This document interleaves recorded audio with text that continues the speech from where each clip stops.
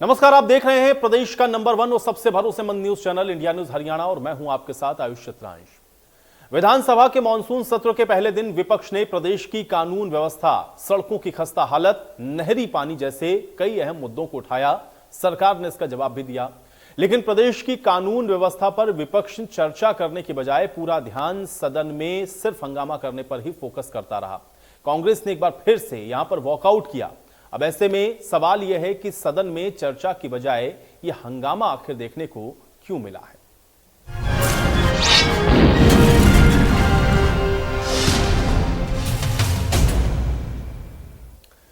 तो विधानसभा के मानसून सत्र में पहले दिन जैसी उम्मीद थी, ठीक वैसा ही हुआ। प्रश्नकाल के बाद विपक्ष ने विधायकों को धमकी मिलने का मुद्दा उठाया। इसमें कानून व्यवस्था और विधायकों को धमकी के मामले में कांग्रेस स्थगन प्रस्ताव मंजूर कराने पर अड़ गई। सदन में जोरदार हंगामा करने के बाद कांग्रेस ने सदन से वॉकआउट कर दिया। तो कौन इन्वेस्ट, कानून व्यवस्था का जो मामला है ना जी, वो सीधा जो है वो देश की प्रदेश की डेवलपमेंट के साथ जुड़ा हुआ है। कानून व्यवस्था ठीक है तो इन्वेस्टर यहाँ आएगा। इस पर हम करेंगे चर्चा, मैं मना कब कर रहा हूँ, करेंगे नहीं। अगर कानून व्यवस्था ही नहीं होगी, यहाँ एमएलए इस पर चर्चा करेंगे। जो तो कौन इन्वेस्टर आएगा बताओ आप? कौन यहाँ अपनी कौन दुकान खोलेगा? आप तो जी अभी मुझे पढ़ तो लेने दो, ये पढ़ लेने दो। अभय सिंह जी का, ये बलराज बलराज कुंडू जी का प्रस्ताव है। काम रोको प्रस्ताव करके ओपन डिस्कशन करवाओ जी, और सुझाव लो मेंबर्स के। बहुत गंभीर मामला है। हाँ, नहीं देखिए, विधायकों को तभी मैंने इसको डीएसपी का मर्डर हो गया और उसकी वजह से सारे वो सब चीजें देखिए। विकास, अगर कानून व्यवस्था अगर खराब है तो प्रदेश प्रगति नहीं कर सकता। क्या करिए ना, हरियाणा का हर आदमी भयभीत हुआ है। भाई तेरा ये भयभीत हो गया तो इस्तीफा देने को तैयार था। हमने बड़ी मुश्किल से बनाया, आप साहब से कर रहा हूं। मैं इनसे बात नहीं कर रहा, मैं बात आपसे लोकसभा में और चौक की चर्चा में अंतर होना चाहिए। मेरा फिर आपसे आग्रह है, बार बार आग्रह है। देखिए मैं समझता हूँ कायदे कानून नहीं, अगर नहीं माना ठीक है, हम तो जा रहे कायदे कानून है। वो इनसे कई गुना ज्यादा। तो कांग्रेस के विधायक रघुवीर कादियान ने कहा कि बदमाशों में खाकी का डर खत्म हो चुका है। क्या कारण है? घटना घटती है, वार होता है, गैंगवार भी होती है और सारी मामले एक्शन भी होते हैं। लेकिन सवाल क्या है, जो लबो लबाब ये है कि भाई खाकी का जो खौफ था आम आदमी के दिमाग में, खाकी का कानून की जो पूजा थी, खाकी का खौफ था, वो खत्म हो गया। आप देखो कहीं डिमोलिशन के लिए बुलडोजर जाया है, ऑर्डर हो गए ये डिमोलिश किया जाए, वहां पुलिस साथ जाती है, वहां पुलिस भाग की आ जाती है, वहां डिमोलिश नहीं होता। मीटर लगाए जाते हैं बाहर, भाई घर से बाहर मीटर लगाओ, पुलिस जाती है, वहां पुलिस वहां से भाग के आ जाती है। पूछा किसी कि क्यों भाग के आए भाई, क्या कारण, भाई कौन सामने हुए, भाई क्या किस तरह की बात थी? तो पुलिस का जिस ढंग से मतलब जो होना चाहिए, और ये डिपेंड करती है विल पावर पे।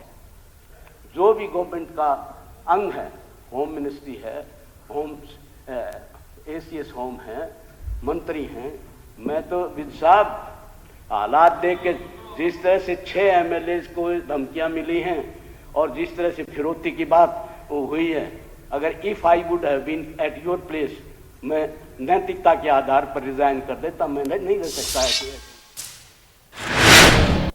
तो वहीं इनेलो विधायक अभय सिंह चौटाला ने भी सदन में कानून व्यवस्था को लेकर के सरकार पर सवाल खड़े किए और उन्होंने क्या कुछ कहा।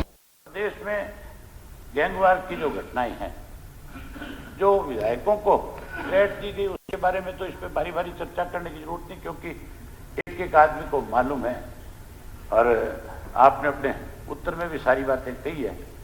लेकिन जो पिछले दिनों प्रदेश में गैंगवार की जो घटनाएं बड़ी 20 हत्याएं जो है इस एक साल में गैंगवार की वजह से हुई है, जिसमें रंगदारी मांगी गई, जिसमें पैसा मांगा गया, और जिस किसी ने पैसा देने से इनकार कर दिया, मना कर दिया, उसको मौत के घाट उतार दिया। इसी तरह से इसमें जो है रोहतक जिला एक ऐसा जिला है जिसमें अकेले में 10 हत्याएं हुई हैं।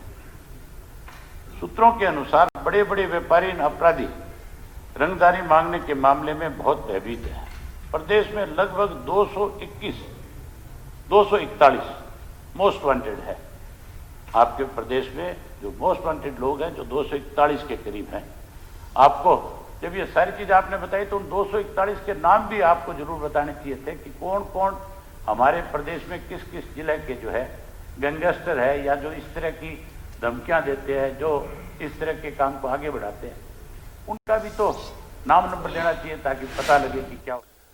तो कानून व्यवस्था को लेकर उठ रहे सवाल पर प्रदेश के गृह मंत्री ने क्या कुछ कहा, सुनिए। 395, 96, 97 आईपीसी सोसाइटी कांग्रेस में 2005 में 88, 2014 में 172 इजाफा हुआ 84 का प्रतिशत 95.45 डकैती का। और हमारे राज्य में 2014 में 172, 2021 में 156, 16 कम हुए यानी -9.30, यानी डाकुओं का काम भी तुम्हारे राज्य में सबसे ज्यादा। 447 to 452 आईपीसी क्रिमिनल ट्रेसपासिंग 2005 में 796 केस थे, 2014 में वो बढ़कर 1846 हो गए, 1050 बढ़े यानी 131.91 बढ़े। ये कांग्रेस के राज में जो बार बार कानून व्यवस्था की बात उठाती है। हमारे समय में से 2021 में 2047 हुए और चेंज जो है वो 201% है यानी 10.89%। कांग्रेस के समय में 131%। ये थी दादागिरी की सरकार, दादागिरी की। किताब में लिखा हुआ है, किताब में लिखा हुआ है, दादागिरी की सरकार। कानून व्यवस्था का जो मामला है ना जी, तो कुल मिलाकर के कानून व्यवस्था का मुद्दा आज सदन के आज पहले ही दिन मानसून सत्र की कार्रवाई में आपने देखा विपक्ष ने इसको लेकर के जमकर सवाल उठाए और अब आपने देखा कि किस तरह से इसका जो जवाब है यहां पर गृह मंत्री अनिल विज के द्वारा दिया गया। तो कुल मिलाकर के एनआईटी से विधायक नीरज शर्मा ने भी प्रदेश में अपराध बढ़ा है इस बात को कहा। मैं दिल से आदर करता हूं आपका। आंकड़ा ये नहीं होना चाहिए था, हमारे राज में ये था, आपके राज में ये था। आंकड़ा ये होना चाहिए था कि हमने ये चीज कम करने की कोशिश की। मैं हर बार सदन में एक बात कहता हूं, घटना होने से कोई नहीं रोक सकता। घटना होने के बाद सरकार क्या कर रही है ये चीज बड़ी महत्वपूर्ण होती है। कानून व्यवस्था का जो मामला है ना जी, वो सीधा जो है वो देश की प्रदेश की डेवलपमेंट के साथ जुड़ा हुआ है। कानून व्यवस्था ठीक है तो इन्वेस्टर यहाँ आएगा। इस पर हम करेंगे चर्चा, मैं मना कब कर रहा हूँ, करेंगे नहीं। अगर तो कानून व्यवस्था को लेकर के लगातार सवाल उठे और विपक्ष ने इसको लेकर के जमकर सरकार को घेरा, लेकिन इसको लेकर के जो आंकड़े रखे गए उस पर भी आप देख रहे हैं कि किस तरह से तकरार होती हुई नजर आई।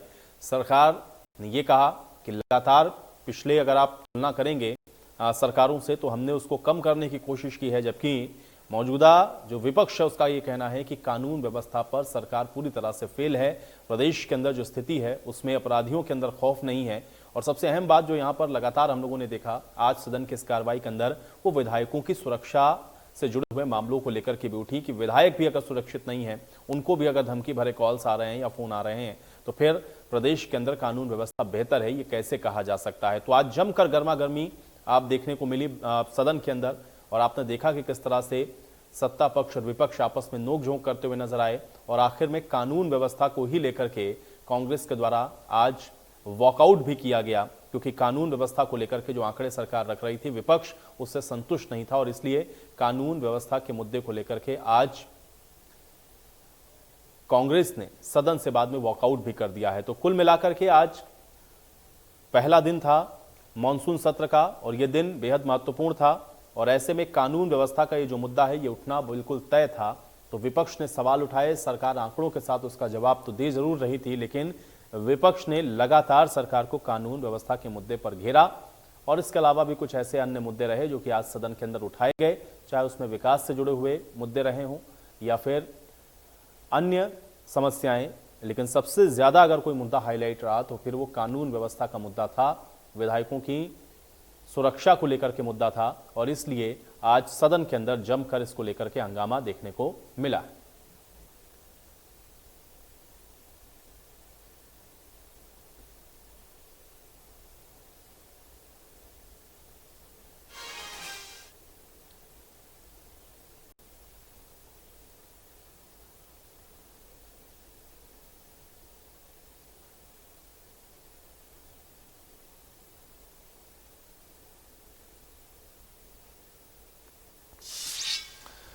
तो कुल मिलाकर के आज सदन के पहले दिन की कार्रवाई में कानून व्यवस्था सबसे बड़ा मुद्दा था, लेकिन इसको किस तरह से देखा जाए और आज सदन की जो कार्रवाई रही उसके मायने क्या हैं, इसी पर चर्चा करते हैं। कुछ मेहमान मेरे साथ जुड़ रहे हैं, पहले उनका परिचय हम आपके साथ करवा देते हैं। हमारे साथ इस चर्चा में भारत भूषण जी जुड़ रहे हैं, प्रवक्ता भारतीय जनता पार्टी के। भारत भूषण जी, बहुत स्वागत है इस चर्चा में आपका।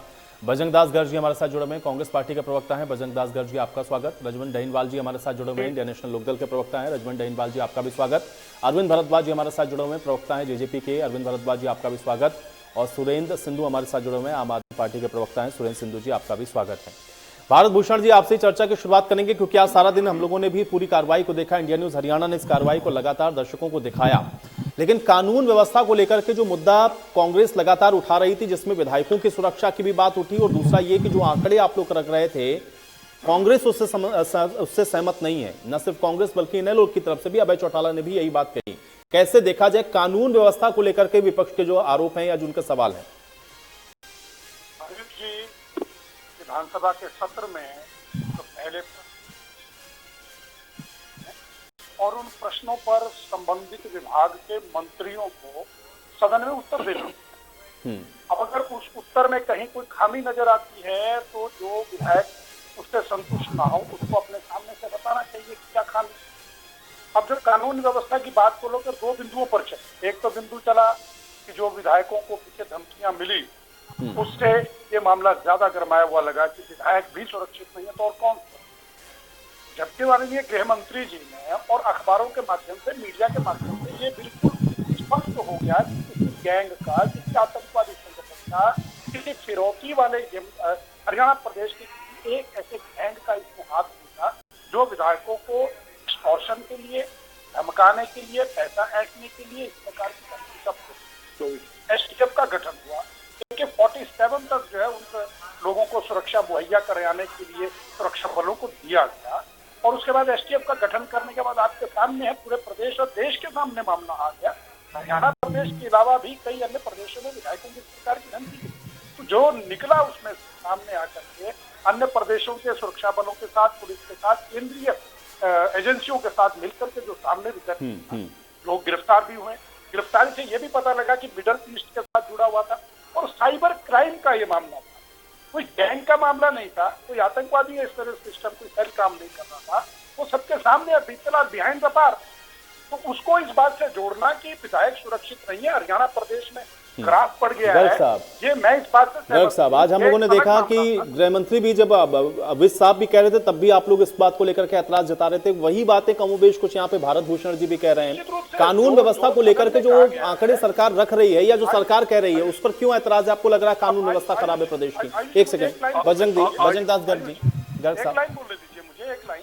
और जो सुरक्षा के मामले, पुलिस के उच्च अधिकारी सुरक्षित ना हो, जिनकी गाड़ी के नीचे रोंद कर हत्या कर दी जाती है और विधायकों को लगातार फरोख्ती मिल रही हो, यहाँ तक कि प्रदेश के अंदर हर रोज व्यापारी, उद्योगपति, आम जनता के साथ फरोख्ती, लूटपाट, हत्या की वारदात होती हो, जिस प्रदेश के अंदर हमारी माता बहनें सुरक्षित ना हो, उस प्रदेश का तो राम भरोसे ही है। लगातार आपका चैनल की मैं एक धन्यवाद भी करूंगा, आपके चैनल में लगातार ये दिखाया जा रहा है जहां जहां भी वारदात होती है, छोटी है बड़ी है, आपका चैनल प्रमुखता से उस वारदात को दिखाता है और जनता में जागरूकता लाते हैं और उसको समस्या को सरकार तक पहुंचाने का काम भी आपका चैनल कर रहा है ताकि वो सरकार जागे और पुलिस अधिकारी तुरंत कार्रवाई करे। आप देखिए, जिस प्रदेश की कानून व्यवस्था ठीक ना हो वो प्रदेश कभी तरक्की नहीं कर सकता। जो आंकड़ा खेल है ये आपके सामने है। खनन माफिया मामला उठा और ये भी उठा, एक विधायक ने कहा भी पूरे हरियाणा में लगातार खनन का खेल खेला जा रहा है, इसके अंदर ऊपर किसका हाथ है उसको सामने रहना चाहिए। कोई जवाब नहीं है। किस प्रकार कितने आदमी खनन माफिया के कारण, पहाड़ सरकने के कारण, यानी कि डाडम में हत्या हो गई, यमुनानगर में जगह जगह मजदूर मरे, कोई कार्रवाई नहीं। मगर मैं एक स्पष्ट बात कहता हूं, जहां प्रदेश का मामला है, सरकार की नहीं कह जो सरकार ने अपना पक्ष रखना है। बीजेपी प्रवक्ता बड़े भूषण जी हमारे साथी है, बड़ा अच्छा पक्ष सरकार को पक्ष में रखते हैं, सरकार को बचाने का काम करते हैं। मगर हकीकत यह है प्रदेश की जनता, प्रदेश का व्यापारी इतना दुखी है। अगर हरियाणा की कानून व्यवस्था ठीक होती तो मैं दावे के साथ कहता हूं हरियाणा में नए नए उद्योग आते और जो बंद उद्योग पड़े वो चालू होते। मगर खराब कानून व्यवस्था होने के कारण हरियाणा से दुनिया भर के उद्योग पलायन कर चुके हैं, बंद हो चुके हैं। मैं आंकड़े दे सकता हूं और लाखों लोग कानून व्यवस्था को लेकर क्या सारा दिन हम लोगों ने देखा, सदन में भी हंगामा, और अभी भी यहाँ पर कह रहे हैं बजरंग दी कि अगर ऐसा होता तो वो रिफ्लेक्ट करता कम से कम। आप देखिए प्रदेश के अंदर कैसी अराजक स्थिति है। अरविंद जी जवाब दीजिए। आयुष जी, मैं अभी अपने कांग्रेस के साथी प्रवक्ता को सुन रहा था। देखिए, वैसे तो विधानसभा में जब ये प्रश्न उठाए गए विपक्ष के द्वारा, चाहे रघुवीर कादियान जी ने सवाल पूछे या बीच में हुड्डा साहब की भी आवाज आई और नीरज शर्मा जी ने भी पूछा, और भी विपक्ष के कुछ और लोग सुरक्षा को लेकर, लॉ एंड ऑर्डर को लेकर सवाल पूछ रहे थे, तो हमारे गृह मंत्री जी ने उनका जवाब तथ्यों के साथ और आंकड़ों के साथ दिया था। फिर भी अगर हरियाणा प्रदेश पर हम के बारे में अगर ये हमारे प्रवक्ता साथी कांग्रेस के अगर सवाल उठाते हैं तो देखिए, ऐसा नहीं है स्थिति। ये कह देना कि विधायक सुरक्षित नहीं है, आमजन सुरक्षित नहीं है, व्यापारी सुरक्षित नहीं है, बहन बेटियां हमारी सुरक्षित नहीं है, ये बिल्कुल सरासर गलत है। ऐसा कुछ नहीं है हरियाणा में। देखिए, अपराध कोई भी सरकार रही हो, कोई भी ये नहीं कह सकता कि कहीं भी अपराध बिल्कुल 100% होगा ही नहीं। हाँ, इतना जरूर है, सरकार प्रिकॉशंस लेती है, सरकार उसके लिए तैयारियां करती है और रोकथाम के कदम उठाती है। और अगर कहीं इस तरह का अपराध कहीं होता है तो उसके बाद सरकार तुरंत कार्रवाई भी करती है। चाहे वो नूह का हमारा जो तावड़ू का जो मामला था, डीएसपी साहब जिस तरह से हत्या की गई वो मामला हो, या विधायकों को जो धमकियां मिली हो वो हो, और उसमें भी एसआईटी बनाकर कार्रवाई की गई और डीएसपी वाले मामले में भी बहुत जल्दी तुरंत कार्रवाई की गई और अपराधियों को तो पकड़ा ही गया। इसके अलावा भी वहाँ बड़े स्तर पर तलाशी अभियान चलाया गया, सघन जांच अभियान वहाँ चलाए गए ताकि इस तरह के खनन माफियाओं पर नकेल कसी जा सके। और आज स्थिति ये है कि नूह, मेवात और तावड़ू, सोहना, जिस बेल्ट में खनन होता था वहां पर स्थिति बिल्कुल बदल चुकी है। वहां स्थिति बिल्कुल कंट्रोल में है प्रशासन और सरकार की। और अगर कहीं और भी इस तरह की कोई घटना, आपराधिक घटना घटती है तो हमारी सरकार तुरंत कार्रवाई करती है। ये कांग्रेस के जो हमारे प्रवक्ता साथी हैं ये भूल जाते हैं अपने समय को। इनके समय में जिस तरह से सरेआम रंगदारियां मांगी जाती थी, जिस तरह से इनके समय में स्थिति ये थी कि एक कंपनी के मैनेजरों को कंपनी के अंदर जिंदा जला दिया गया। ये मारुति हमारी कंपनी है वो गुड़गांव की। सही है, लेकिन अरविंद जी यही तो व्यवस्थाएं आप लोगों को बदलनी थी। और अगर आज ये सवाल उठा रहे हैं तो जाहिर है कि उसका भी जवाब आप लोग को तो देना होगा। रजवन डहीनवाल जी कैसे देख रहे हैं, क्योंकि सत्ता पक्ष तो ये कह रहा है कि भाई देखिए आप आंकड़े देख लीजिए, हमने उस हिसाब से तो कम किया है, लेकिन उसके बावजूद भी आज सदन के अंदर जो सवाल उठे उस पर जो सत्ता पक्ष का जवाब था, आपका एक रिएक्शन चाहूंगा।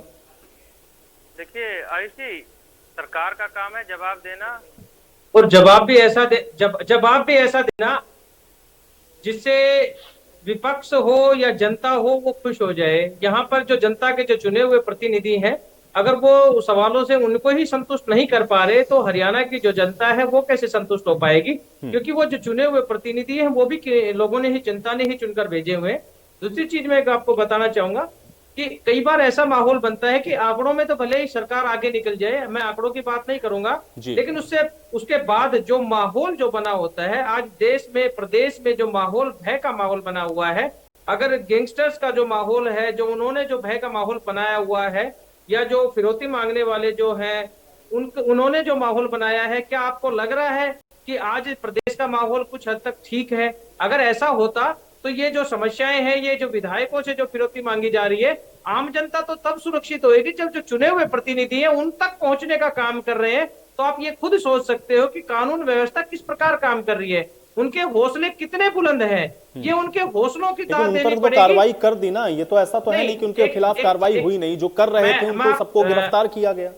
आयुष जी, मैं एक चीज बताता हूँ, एक समय था हमारे पास शायद सुविधाओं का अभाव था, लेकिन आज जब इस माहौल में रह रहे हैं, जब देश प्रदेश में भारतीय जनता पार्टी ये कह रही है कि हमने बहुत काम किए हैं। मैं इनका एग्जांपल दे देता हूँ, इन्होंने एक दुर्गा शक्ति टीम को भी किया, राइडर्स की टीम भी बना दी इन्होंने एक पीसीआर वगैरह 112 वगैरह भी चालू कर दी।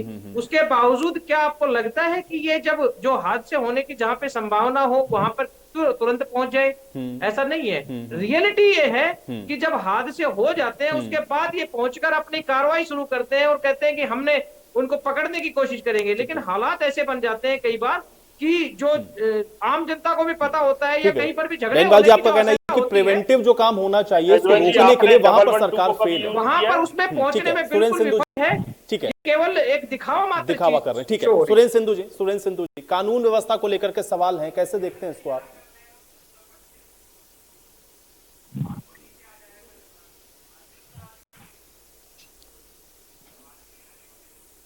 सिंधु जी, अगर आपने म्यूट किया हुआ है अपना ऑडियो तो एक बार अनम्यूट कर लें।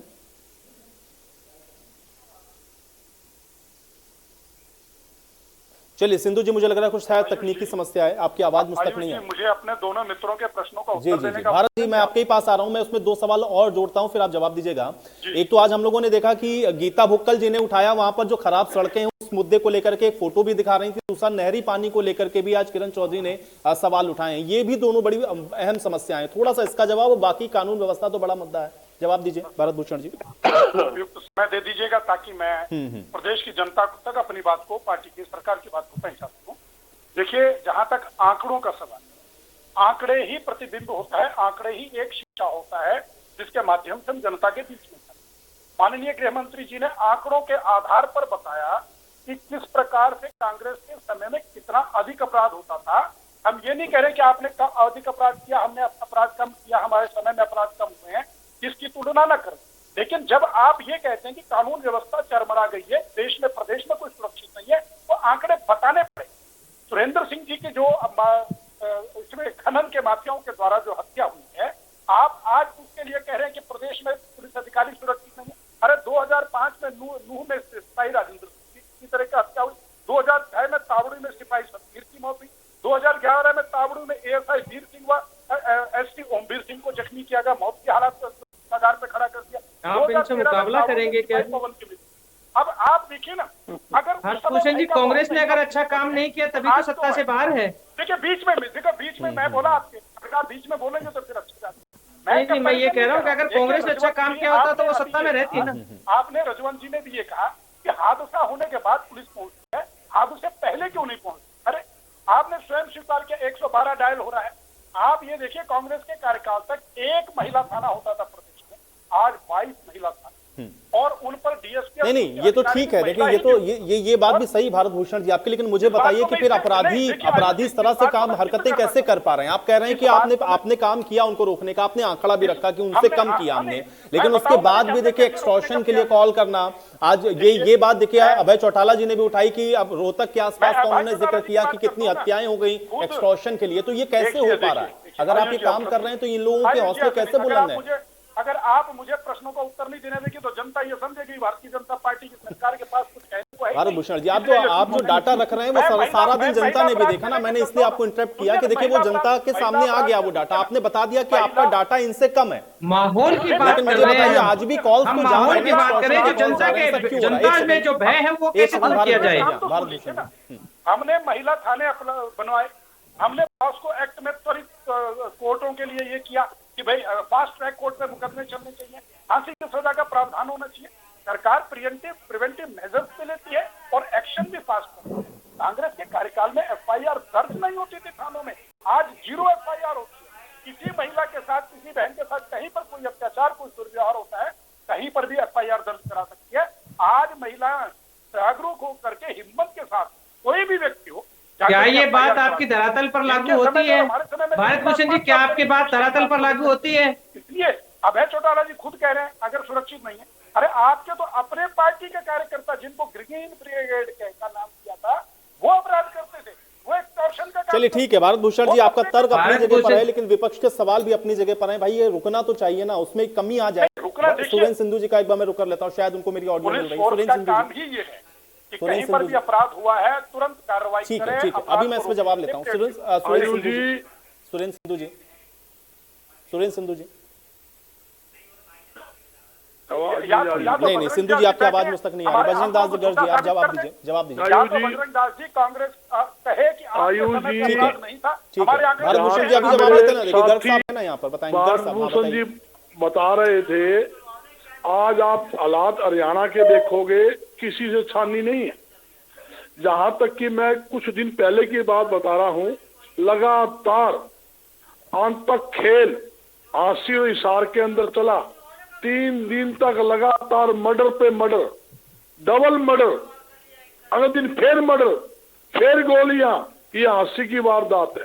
इसी प्रकार हरियाणा का जब मैं आंकड़ा दूं आपको, डेली आप देखोगे रोहतक का था, सोनीपत का था, हिसार का था, पानीपत का था, गुड़गांव था। लगातार ये वारदातें, लूटपाट की, फरोख्ती की, हत्याओं की वारदात लगातार हो रही है। और जहां तक व्यापारी की बात बता रहा हूं मैं, हरियाणा की जो घटनाओं में कार्रवाई तो हुई ना, विधायकों के साथ भी जो फोन धमकी वाला आया उसमें भी कार्रवाई सरकार ने की। अब झांसी का जो डबल मर्डर वाला आप कह रहे हैं उसमें भी सरकार ने कार्रवाई की, उनको भी राजस्थान से गिरफ्तार किया गया। तो सरकार कार्रवाई तो कर रही है ना। आयुष जी, जिसका घर से परिवार का सदस्य चले जाते हैं, जिसकी हत्या कर देते हैं, उसके बाद उसको पकड़ लाओ, जेल में डाल दो, उसके घर में क्या होगा? तो जीरो हो जाएगा ये तो भाई कोई नहीं कर सकता गर्ग साहब। देखिए अपराध तो समाज है तो होगा, लेकिन उस पर कार्रवाई हो रही कि नहीं हो रही ये महत्वपूर्ण है ना। कार्रवाई तो करी ना सरकार ने। देखो मेरी बात, समय में जो हत्याएं हुई, आपके समय पे जो बलात्कार हुए, उनको आपने क्या किया? अरे ठीक है, गर्ग साहब से जवाब देते हैं। गर्ग साहब, हाँ गर्ग साहब, लेकिन कोई घटना रिपोर्ट होने के बाद सरकार कार्रवाई नहीं कर रही है, इस पर सवाल हो सकता है, इस पर सवाल हो सकता है और इनको कम करना चाहिए। ठीक है गर्ग साहब, ठीक है भूषण साहब, भारत भूषण जी, आयुष जी, मैं इनको बताता हूँ इनका आज क्या हालात है थाने चौकियों का।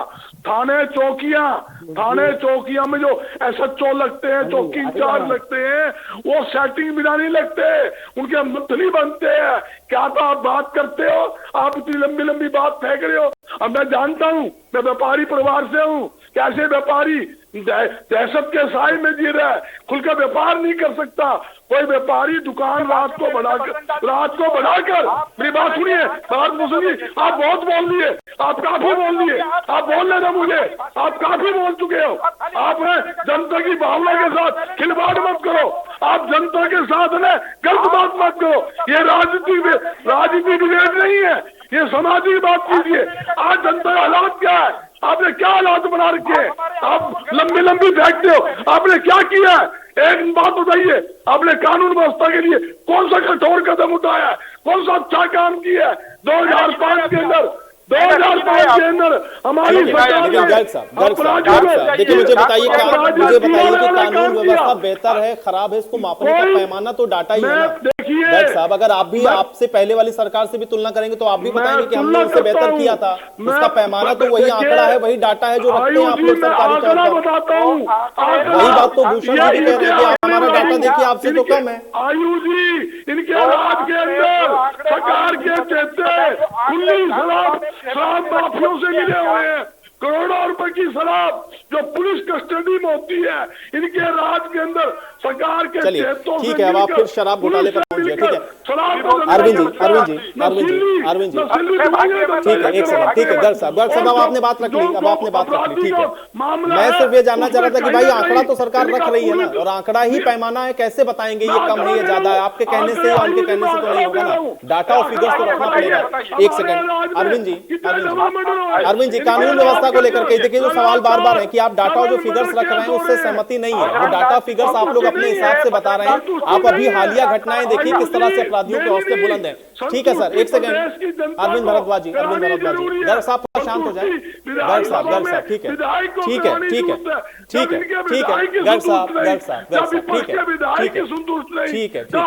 नहीं, ठीक है, विधायक भी उतने ही सुरक्षित होने चाहिए, उतने ही आम आदमी की भी सुरक्षा जरूरी है। आप थोड़ा सा धैर्य रखें अरविंद जी, ठीक है, अरे गर्ग साहब बस अब सुन लें, अब दूसरों को सुन लें।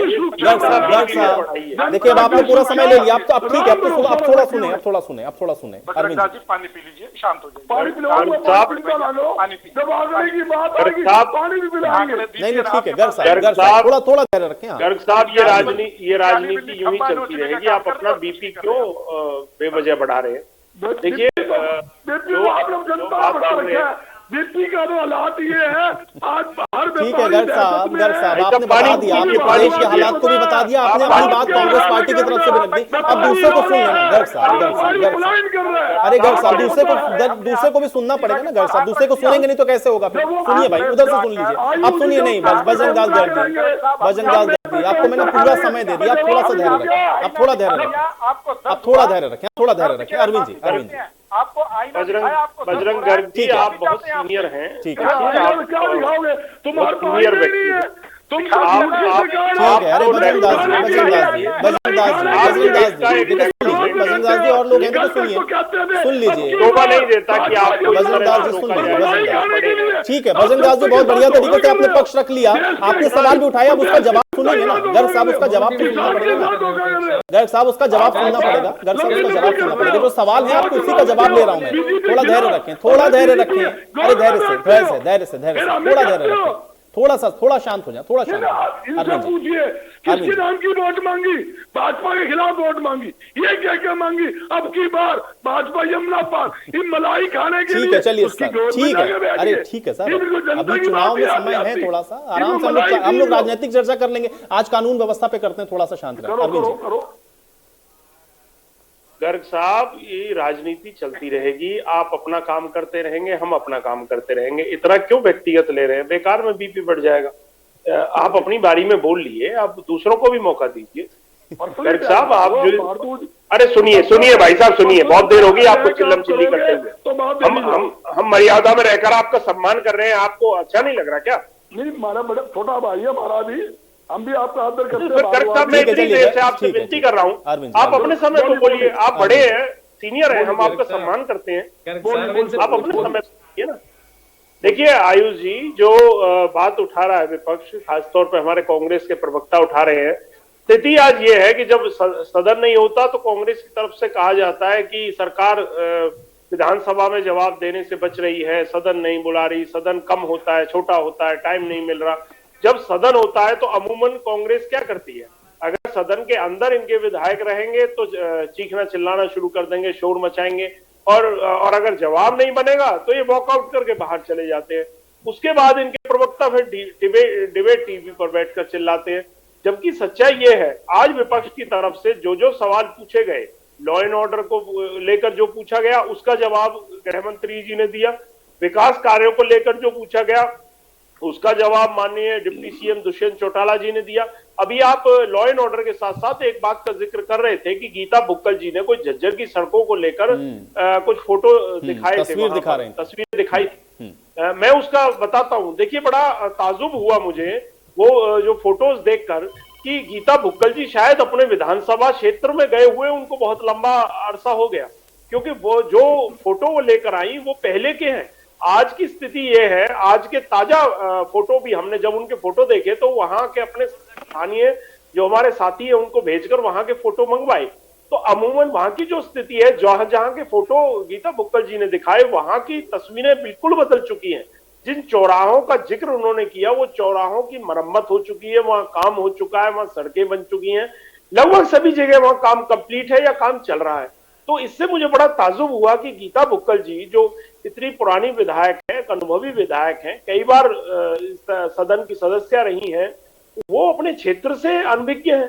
ये बड़े ताजुब की बात है। आप डिबेट में, आप यहाँ डिबेट में आए हैं गर्ग साहब, आप जरूर डिबेट से जाने के बाद गीता बुक्कल जी से चर्चा करें। मैं आपको फोटो भेजता हूं जो झज्जर के हैं। बड़े ताजुब की बात है। मतलब कांग्रेस, मुझे ऐसा लगता है आयुष जी एक फॉर्मूला इन्होंने तैयार कर लिया है। जो भी सदन विधानसभा का सदन आता है वो मुद्दे उनको लेकर ये खड़े हो जाते हैं बिना ये मैं एक बार कोशिश करता हूं। सिंधु जी बहुत देर से हमारे साथ जुड़े हुए हैं, पता नहीं क्या कुछ तकनीकी समस्या भी सही हुई कि सुरेंद्र सिंधु जी आवाज आ रही है आपको? सिंधु जी जी सर, कैसे देख रहे हैं आप आज की पूरी कार्रवाई को, कानून व्यवस्था को लेकर हरियाणा में जो सवाल है? देखिए, मैं तो ये कहूंगा जो आज जो कानून व्यवस्था जो खराब है, मैं इसको जो है भारतीय जनता पार्टी जो ये प्रवक्ता जो बैठी है ये कह रहे हैं कि कानून व्यवस्था बहुत अच्छी है। मैं रोहतक रहता हूँ। आप रोहतक अनट्रस्टेड जो मामले हैं जो मीडिया में हाईलाइट हो गया वो तो ये सोल्व कर देंगे, लेकिन अनट्रस्टेड जो मामले हैं वो इतने हैं कि वो सेटिंग से और वो उससे जो है वो सारे सेट कर जाते हैं ये लोग। आप किसी भी उसमें चले जाइए, भ्रष्टाचार का बोलबाला है, कानून व्यवस्था है नहीं। और इसके अलावा भी आप देखिए, कानून व्यवस्था के अलावा आप जो खस्ता हालत जो हरियाणा के लोगों ने कर रखी है, मेरे ख्याल से इससे पहले जो है कभी नहीं हुई। और कानून व्यवस्था आप डीएसपी जो सुरेंद्र सिंह की जो हुई है, अब उन्होंने पकड़ा है, तो उससे ये तो इन्होंने साबित नहीं कर पाए कि जो है किसके कहने पर हुआ है, वो कौन था, वो उसने अब तक कितना कमाया है इस खनन उससे। तो ये बहुत सारे मामले हैं जो हरियाणा में जो चल रहे हैं। और आप आम आदमी की जो सरकार हरियाणा में आएगी तो हम बताएंगे इनको कि ये इतने जो मामले हैं ये किस किस के हैं। एक एक का हिसाब जो है आम आदमी पार्टी जो हरियाणा में आएगी तो इन एक एक का हिसाब हम लेंगे। और जो ये कांग्रेस वाले तो आप दिल्ली में भी कहते थे आप शीला दीक्षित जी का हिसाब करेंगे, लेकिन वो हुआ तो नहीं भाई। जी सारी फाइलें जो आपने बनाई थी वो सब कहाँ चली गई? इनके अपने मंत्री जेलों में जा रहे हैं, इनके अपने मंत्री जेलों में जा रहे हैं, औरों को छोड़िए, इनके अपने मंत्री जेल का रास्ता नाप रहे हैं। बनानी है ये जो कांग्रेस है और ये जो भारतीय जनता पार्टी है, ये नागनाथ और सापनाथ है, ये आपस में मिले हुए हैं। तो मैं आम आदमी की सरकार आएगी, चर्चा में लगा नहीं कि भारत भूषण जी यहाँ गर्ग साहब मिले हुए हैं। दोनों लोग तो एक दूसरे को बोलने भी नहीं दे रहे थे, आप कह रहे हैं मिले हुए हैं दोनों लोग। सावन का महीना है साहब। चलिए ठीक है, रजवन डाइनवाल जी अब मैं आपके पास आता हूँ। रजवन डाइनवाल जी, एक जो मुद्दा मैं सुन रहा था भी अभय चौटाला जी ने उठाया एक्सटॉर्शन का, और खासतौर से रोहतक और उसके आसपास का वो जिक्र कर रहे थे कि बहुत सारी हत्याएं हो गई, सरकार कह रही है कि वहां पर भी हम कार्रवाई कर रहे हैं। डाटा तो भाई सरकार रखेगी ना, पैमाना क्या होगा, कैसे बताएगी कि हमने कम किया है? उस पर क्यों आप लोगों को एतराज है या उस पर क्यों आप लोग भरोसा नहीं करते? मैं डाटा की बात बता देता हूँ आयुष जी। अभी बीजेपी प्रवक्ता कह रहे थे कि हमने महिला थाने खोले, और अगर महिला थाने खोले हैं तो आज महिला थानों में केस की भरमार कितनी है ये तो वही बता सकते हैं कि अगर महिलाओं के खिलाफ अगर अपराध बढ़े हैं तभी तो उन थानों में केस हैं। दूसरी चीज, एक 2018 में 1,08,212 मुकदमे दर्ज हुए थे और 2021 में 1,12,677 मुकदमे दर्ज हुए हैं। तो इसका मतलब अपराध बढ़े ही है ना। डाटा की अगर बात कर रहे हैं तो 241 मोस्ट वांटेड है हरियाणा में आज की डेट में।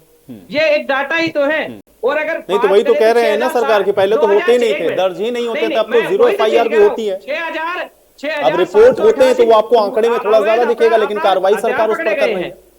अब एक मिनट आयुष जी, मैं एक चीज और बताता हूँ। आज जो माहौल बना हुआ है जनता के सामने, जो डर और भय का माहौल बना हुआ है, अगर व्यापारी से बात करें या महिलाओं से बात करें या आम जन से जो भी बात करें, तो हर व्यक्ति ये क्यों कह रहा है कि आज हमें डर लग रहा है। डर क्यों लग रहा है? अगर रात के समय अगर कोई भी व्यक्ति एक दिन दहाड़े तो हो जाए, वो तो समझ में आ जाएगी, दिन दहाड़े किसी के साथ हो जाए।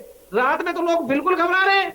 उनको पता है कि जब दिन में हमारी कोई सुनने वाला नहीं है तो रात को हमारी कौन सुनेगा। और ये हकीकत मैं इसलिए बता रहा हूं कि जब यहाँ से मतलब पुलिस चौकी से या थानों से 50 मीटर दूर, 100 मीटर दूर अगर वहां पे वारदात हो जाती है और आधे घंटे अगर पुलिस वहां पर ना पहुंचे तो सोच के देखिए हालात कैसे हैं।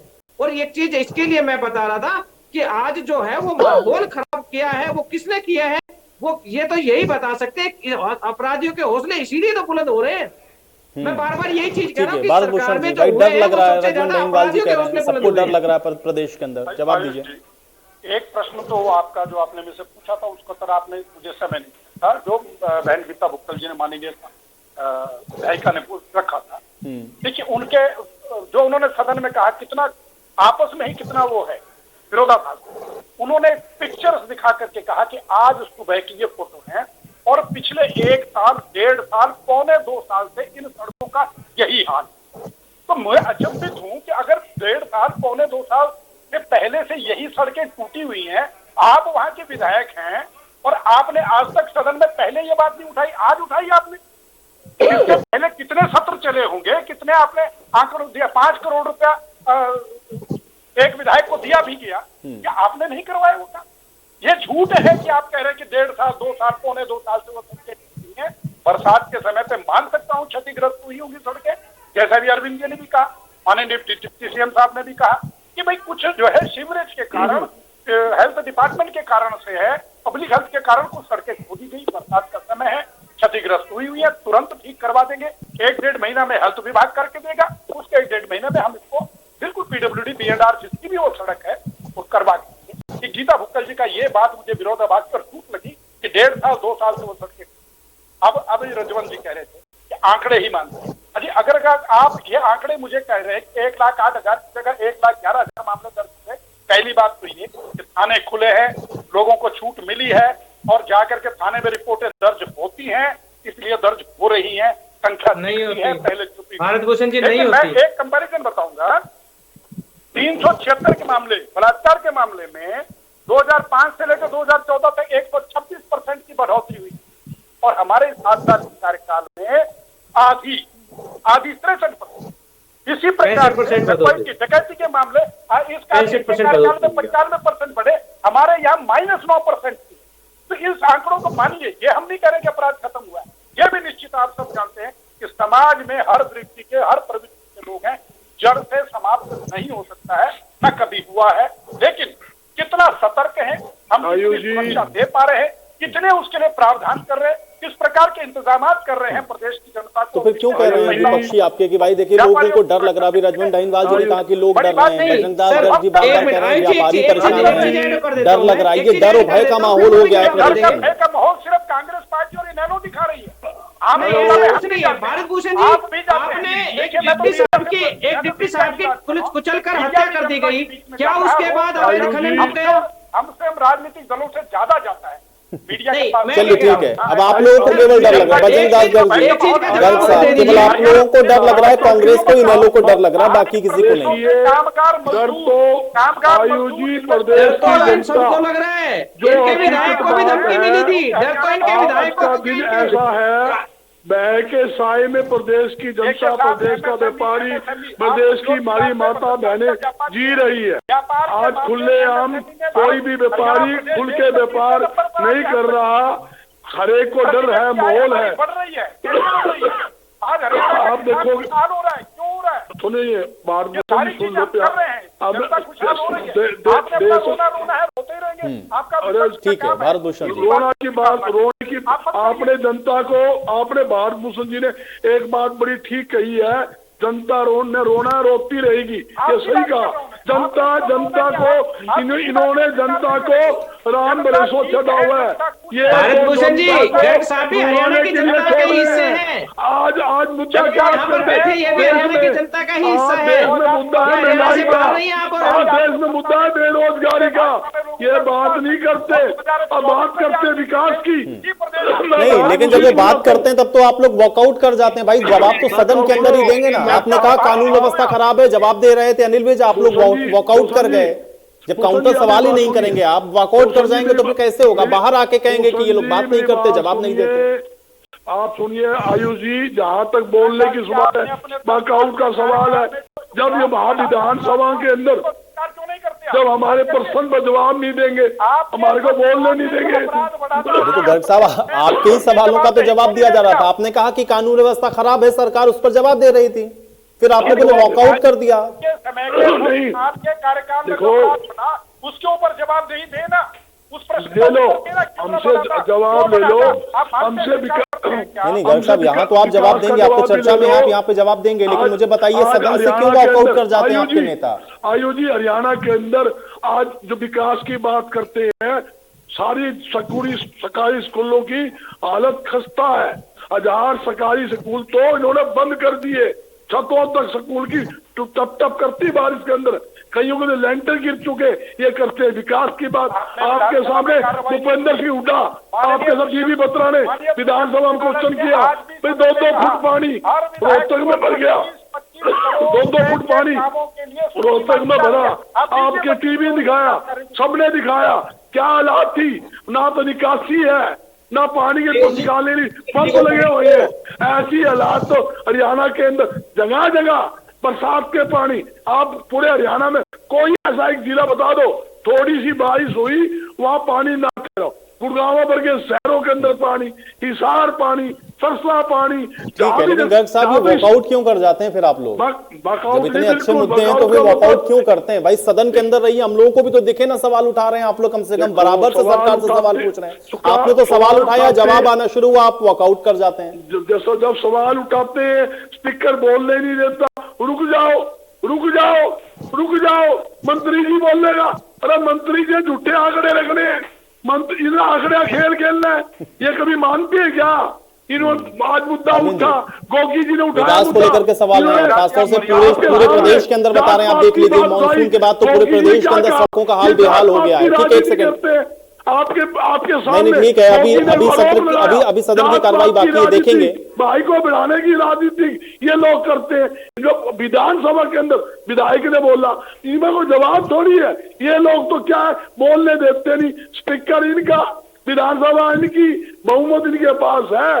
इस बात से क्या करते हैं, भाई विधायक ये विपक्षी नेता चले जाए, हम अपने काम आरामदायी कर ले, ये चाहते यही है।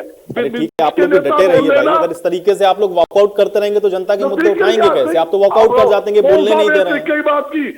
सिर्फ वॉकआउट करेंगे, हंगामा करेंगे तो उससे तो काम चलेगा नहीं। बाकी तो हम लोग प्रदेश की जनता को छोड़ते हैं। अब मुझे कहा जा रहा है मेरे पास शायद समय नहीं। शुक्रिया आप लोगों का अपना समय निकालने के लिए, आज की चर्चा का हिस्सा बनने के लिए। गर्ग साहब ठीक है, बहुत शुक्रिया आप लोगों का इस चर्चा का हिस्सा बनने के लिए। तो हालांकि आज पहले दिन की कार्रवाई थी, आपने देखा कि जमकर हंगामा हुआ। सबसे बड़ा मुद्दा आज कानून व्यवस्था का था, लेकिन अभी आगे भी सत्र में और किस तरह से विपक्ष इस बातों को उठाएगा ये देखना बहुत दिलचस्प होगा। आज बड़ी बहस में मेरे साथ फिलहाल इतना ही।